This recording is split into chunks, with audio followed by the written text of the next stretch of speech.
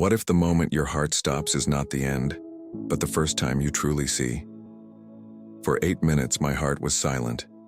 No breath, no pulse, no medical explanation for what came next. Yet in that space between my last breath and my forced return, I became more awake than I had ever been in my entire life. What I saw there dismantled every belief I had built to survive pain, loss, and disappointment. And once you hear what happened in those minutes, you may never look at life or death the same way again. My name is Elias Mercer. I am 41 years old, and before that night, I was exactly the kind of person who would have stopped watching a video like this within the first minute. I was raised in a religious household, surrounded by prayers, rituals, and talk of purpose. But all of that ended when I was 22. My younger sister, my best friend, my confidant, the only person who truly understood me, died suddenly at 19, an age when life should still be opening, not closing. That loss didn't just break my heart, it shattered my faith. If there was a God, I wanted nothing to do with him. If there was meaning behind suffering, I refused to accept it. So I did what many people do when grief has no place to land. I became efficient, productive, rational. I built a solid career, earned respect, and checked all the boxes society praises. From the outside, I was successful. Inside, I was hollow. I filled my days with deadlines and responsibilities because silence was dangerous. Silence brought questions, and questions led back to the one I couldn't answer. Why her? I told myself I was logical, that science explained everything, that coincidence was just coincidence. But deep down there was a fear I never spoke aloud, the fear that I might be wrong, that there was something more, and that admitting it would reopen wounds I had sealed shut. Years passed like that, living on autopilot, functioning but not feeling, existing but not truly alive. And then came the night that was supposed to be just another night. It was late. I was leaving work, exhausted in that quiet way you don't notice until it's too late. Rain fell hard against the windshield, blurring the road into streaks of reflected light. The highway was nearly empty. The sound of the wipers moving back and forth was steady, hypnotic. Inside me there was that familiar numbness. No joy, no sadness. Just nothing. I remember realizing my eyes were blinking slower than usual. I remember thinking I should stop. And then I remember the headlights. They appeared too suddenly, too large. A truck sliding across lanes out of control, as if pulled by something unseen. There was no time to react, no decision to make, only impact. Metal screamed, glass exploded, the world flipped violently, and then, nothing.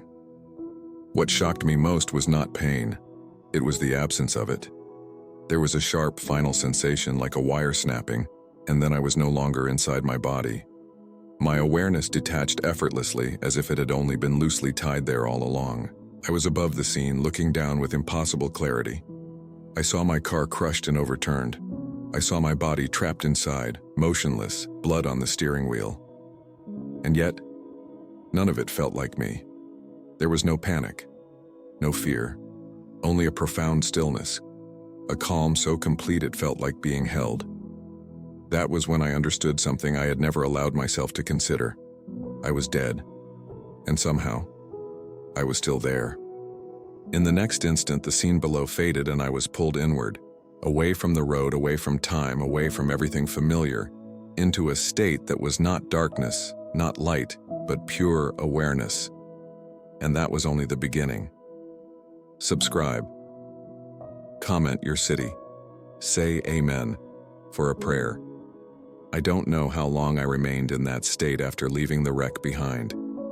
Time did not move forward there. It didn't move at all. There was no before or after, only presence.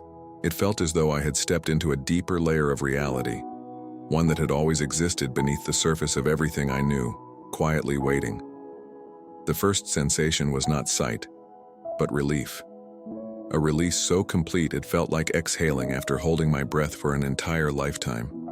The weight I carried, grief, disappointment, bitterness, fell away without effort. There was no struggle, no resistance. It was as if I had been walking with stones in my pockets for years and someone had gently removed them, one by one. Then came the awareness of space. Not a place exactly, but an atmosphere. It shimmered with soft tones, colors I can only describe as living hues, neither bright nor dark, but warm and enveloping. Imagine the golden glow of late afternoon in an Italian countryside, when the sun rests low and everything feels suspended. Una luz dolce, a gentle light. It didn't shine at me, it surrounded me. There was sound, but not in waves or vibrations. It was more like harmony, a deep, reassuring resonance, similar to the quiet hum you feel inside an old stone church when the doors close and the outside world disappears. It felt sacred without being religious, familiar without being remembered. And then I realized something that startled me. I was fully myself, more myself than I had ever been. There was no body, yet I felt whole. No heartbeat, yet I felt alive. My thoughts were clear, unfragmented. No inner noise, no doubts arguing in the background. It was as if my mind had finally stopped interrupting my soul. At some point, though point feels like the wrong word, I became aware that I was moving, not walking, not floating, just being drawn. Piano, gently, like being carried by a current that knew exactly where it was going. That's when the review began. Not like a movie, not scenes playing on a screen. It was far more intimate and far more confronting. I was inside my memories. Each moment unfolded around me in full dimension. I didn't just see my childhood home, I stood in it. I smelled my mother's cooking, felt the cool floor beneath my bare feet, heard my sister's laughter echo down the hallway. The joy was overwhelming. I hadn't realized how much of that innocence I had buried. But the light did not stop at comfort. The scenes shifted. I felt the arguments I thought I had forgotten, the words I never said, the distance I created when people reached for me. I experienced those moments not only as myself, but from the other side. I felt how my silence wounded, how my absence lingered, how love offered and half received leaves a bruise no one talks about. There was no accusation, no voice condemning me. And yet, I felt something deeper than guilt. I felt truth, a quiet, undeniable knowing that nothing we do disappears, that every choice leaves a resonance, that we are never as invisible as we believe. If you've ever wondered whether your life mattered more than you allowed yourself to believe, this is where that question begins to answer itself. Pause for a moment. Have you ever felt guided, protected, or changed by a spiritual moment in your life? Share it in the comments. As the review softened, I sensed myself entering a stillness even deeper than before. Everything fell silent again. No images, no memories. Just awareness, suspended in something vast and patient. I didn't know what would come next. And for the first time since leaving my body, a question arose. Was I alone? That was when the atmosphere changed. The light grew warmer, closer, not brighter, but more present.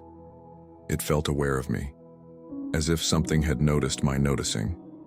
There was an intelligence in it, calm and ancient, like the wisdom you feel in the eyes of someone who has loved you long before you understood what love was. And without words, it communicated a message so clear it bypassed thought entirely. You were never alone. The realization struck deeper than any pain I had known in life, because in that instant, I saw countless moments I had dismissed as coincidence. Small turns, quiet protections, doors that closed just in time. Nothing had been random, nothing wasted. The light did not judge, it welcomed. It felt like coming home after years of exile and realizing the door had never been locked. And just as I began to rest in that truth, I sensed another presence approaching. Familiar in a way that made my awareness tremble, a presence my soul recognized instantly. And then, I saw her. Her presence was unmistakable. The moment she entered my awareness, everything else faded into the background. There was no sudden burst of light, no overwhelming sound, just a feeling of familiarity, a feeling that I had known her long before I knew I had known her. It was my sister. Her form wasn't exactly as I remembered, but it was her nonetheless. The same warmth in her eyes, the same gentle smile that used to tease me when we were children, when we were carefree, before life began to feel heavy. She didn't need to say anything. I felt her, as if she had always been there, waiting for me to realize it.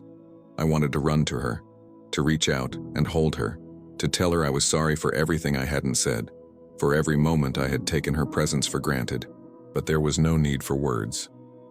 The space between us didn't feel like distance, it felt like completion, as though every unspoken thing between us had already been understood. I wasn't sure what to expect.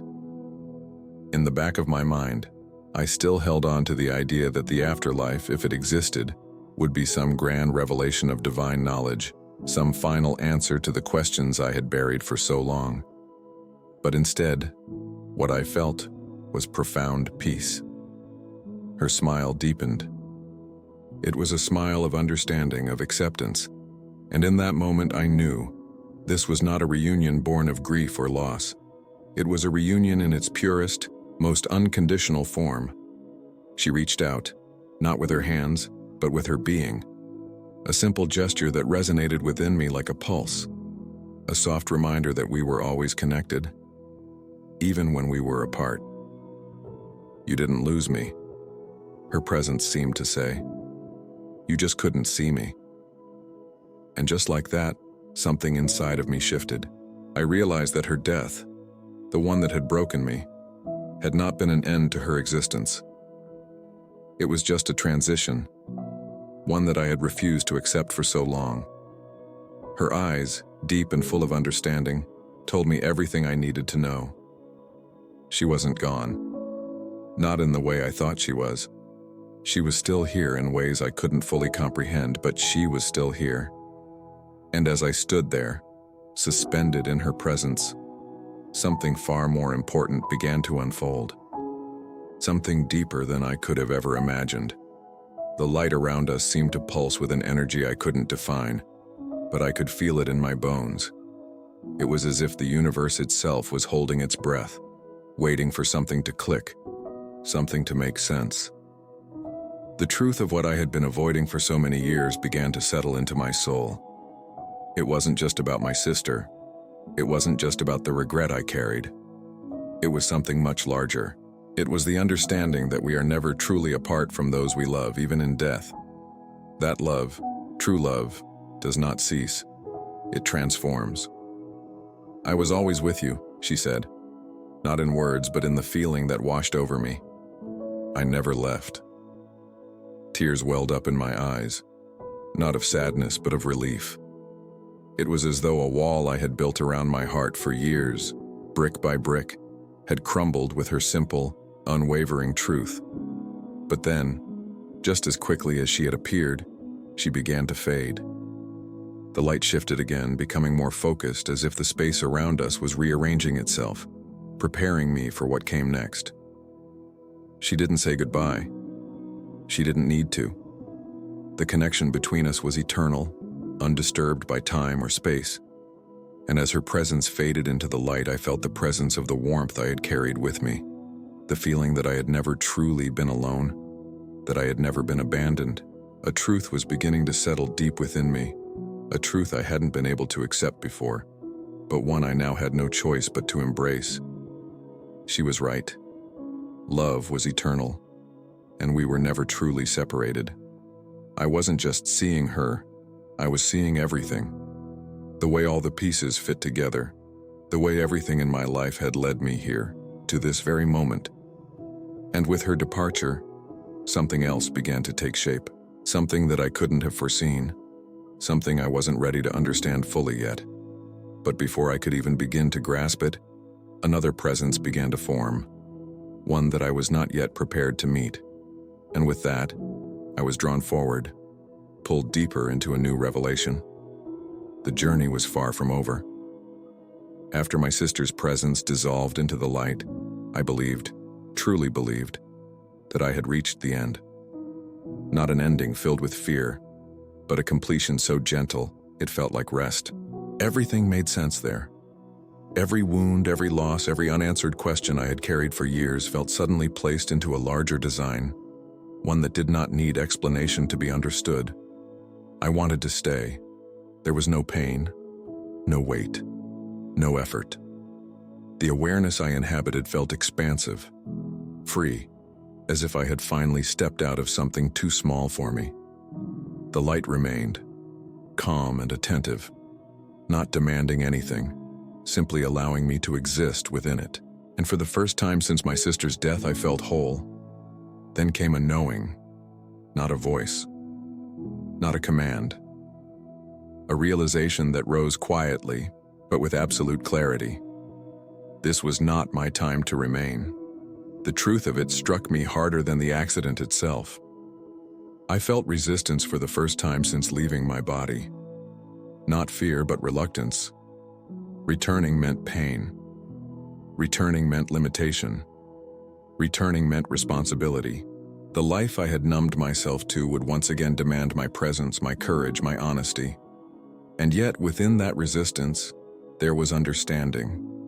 I was shown, briefly, gently, that there were threads still unfinished, words I had not spoken, love I had withheld, healing that could only occur through living. The light did not persuade me. It respected my freedom. The choice, unmistakably, was mine. Staying would be easy. Returning would change everything. I felt my sister's presence once more. Not beside me this time, but within me. Steady, supportive. There was no sadness in her energy, only encouragement, as if she already knew what I would choose. And I did. The moment I accepted the return, everything shifted. There was no slow descent, no gentle fade. I was pulled, violently, back into form. Awareness compressed into flesh. Peace shattered into sensation. Pain flooded in like fire. My chest felt as if it were being torn open and stitched back together at the same time. Sound rushed in, harsh, chaotic, human. Voices, urgent, overlapping. Pulse, now! Stay with us. My body convulsed. Air burned my lungs as breath forced its way back inside. Light, cold, artificial, stabbed through my eyelids. I tried to move, to speak, but I was trapped inside weight and noise and gravity.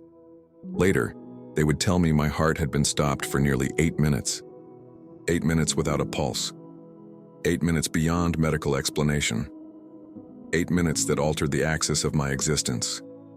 As consciousness settled back into my body, something else remained with me. Not images, not voices. Certainty.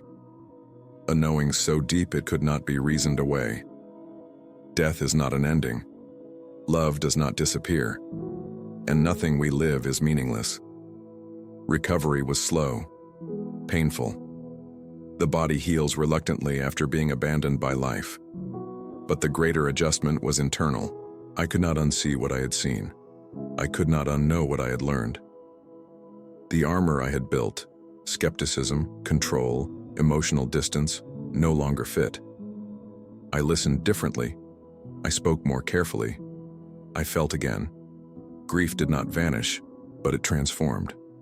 Fear loosened its grip.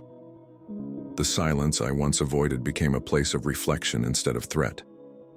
I understood now that life is not something to endure until the end. It is something entrusted to us.